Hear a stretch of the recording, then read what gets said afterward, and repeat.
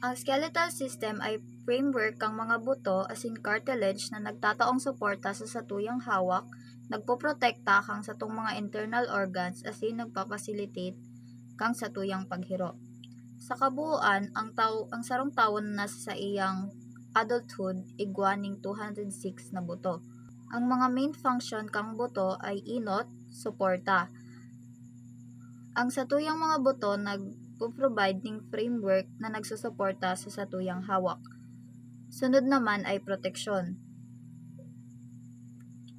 Ini ang nagpoprotekta sa mga organs, arog kang satuyang utak na tigpoprotektahan kang satuyang bungo. Sunod naman ay satuyang puso as in baga na tigpoprotektahan kang satuyang ribcage. Pangtulong function niya ay ang paghiro. Ang satuyang mga buto kaibahan kang satuyang laman nagtatabang para kita makahiro. Sunod ay mineral storage. Ang satuyang skeleton nag-i-store kang mga essential na mineral arog kang calcium as in phosphorus. Sunod ay blood cell production.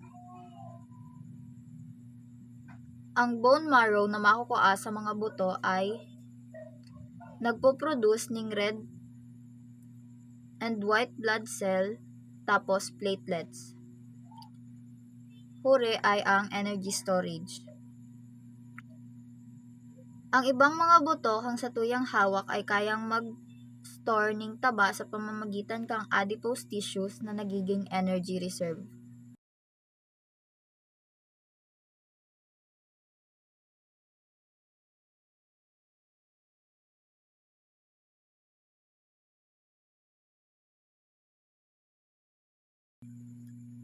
Types of bones. Inad na type kang bones ay ang long bones. So, base sa pangaran niya, syempre halaba siya. Ang example niya is ang satuyang femur, which is yung thigh bones. Sunod na type naman ay ang short bones, meaning halipot. Ang example niya is ang carpals, wrist, which is ang satuyang wrist bones, tapos tarsals na ankle bones naman. Sunod ay ang flat bones. Example kang flat bones ay ang sternum, which is yung breastbones, tapos ribs, tapos scapula. Ang irregular bones naman ay ang example kang irregular bones ay ang satuyang spinal bones, yung nasa likod, tapos satuyang pelvis. Ang sunod naman ay sesamoid bones. Ang example niya naman ay ang kneecap.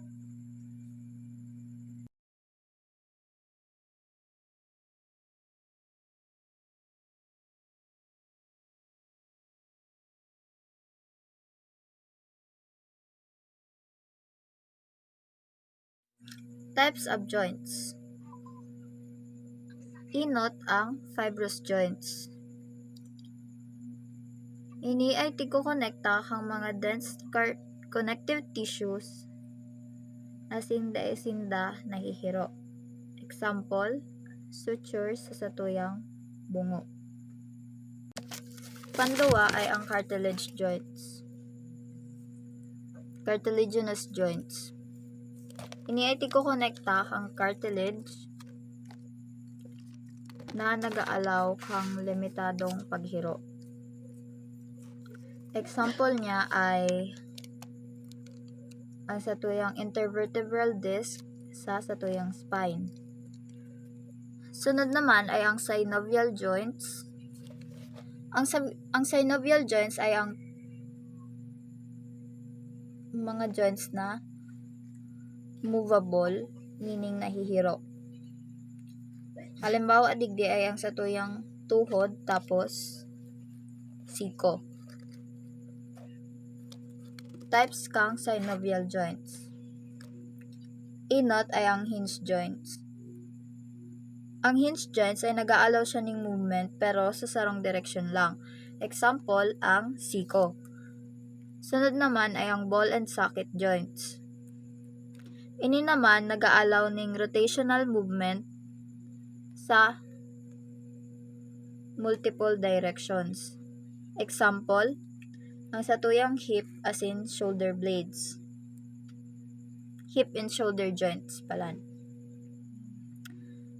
Sunod ay ang pivot joints. Ang pivot joints naman ay nag-aalaw kang rotational movement sa sarong axis. Sunod ay saddle joints. Ang saddle joints naman ay nag-aalaw kang paghiro sa duwang plane. Example digdi ay ang carpometacarpal joints of the thumb. Condyloid joints. Ang condyloid joints ay nag-aalaw ng movement pero mayong rotation. Example, ang satuyang wrist joints. Panghuri ay ang gliding joints. Ang gliding joints naman ay nag-aalaw kang mga sliding movements. Ang example niya ay ang joint sa pagitan kang tarsal bones kang satuyang ankle.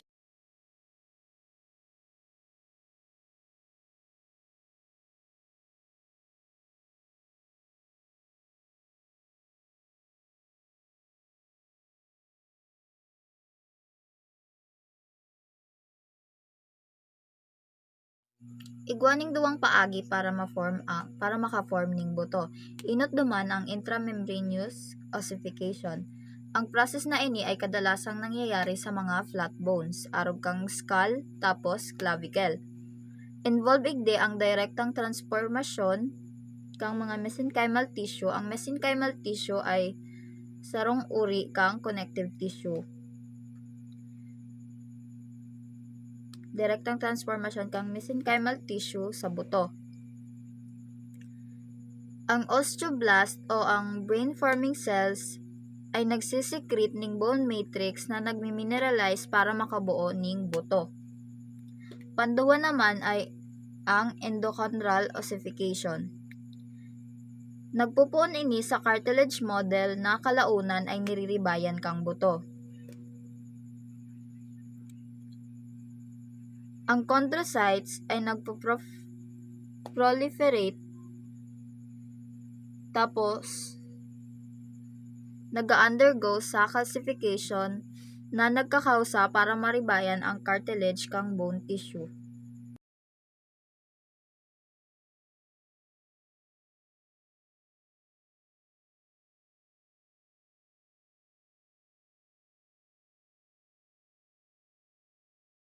Roles kang skeletal system sa homeostasis. Inot, mineral storage and release. Ang satuyang mga buto ay nag-store kang mga minerals, arog kang calcium tapos phosphorus. Pag ang blood calcium levels ta nagbaba, ang satuyang buto ay nagre-release kang calcium sa satuyang bloodstream para ma-maintain ang sa iyang stable levels. Panduwa, blood cell production. Ang bone marrow ay nagpo-produce ng red and white blood cells as in platelets. Essential ini para ma-maintain ang adequate blood supply as in ang immune function. Ang skeletal system ay nagre-regulate kang satuyang pH levels sa paagi kang pag-release o pag-absorb kang alkaline salts. Number 4 o pang-apat ay ang support and protection. Sa paagi kang pag-provide kang structural support as in pagprotekta kang satuyang vital organs, ang skeletal system ay nagko-contribute sa satuyang overall bodily stability and function na nagsisigurado na ang ibang sistema ay nag-ooperate effectively.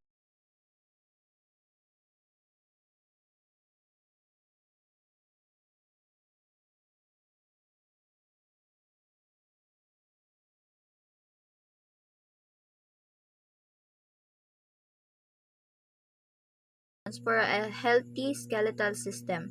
Para ma-maintain ang satuyang healthy skeletal system, ini ang mga nutritional considerations na kaipuhan. Inot na inot ang calcium. Mahalaga ini para sa tibay kang satuyang buto. Ang mga good source na maaring pagkuahan kang calcium ay ang mga dairy products, leafy greens, almonds, asin mga fortified foods. Sunod naman ay ang vitamin D. Ang vitamin D ay ang nag-enhance kang calcium absorption. Makukuha ini sa sunlight, fatty fish, fortified dairy products, asin egg yolks. Sunod ay ang protein. Importante ini para sa bone structure and repair.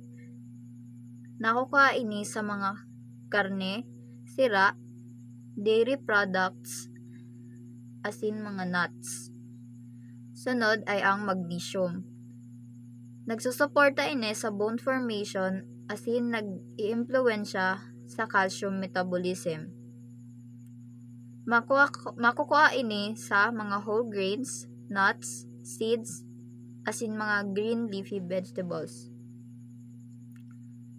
Sunod naman ay ang phosphorus.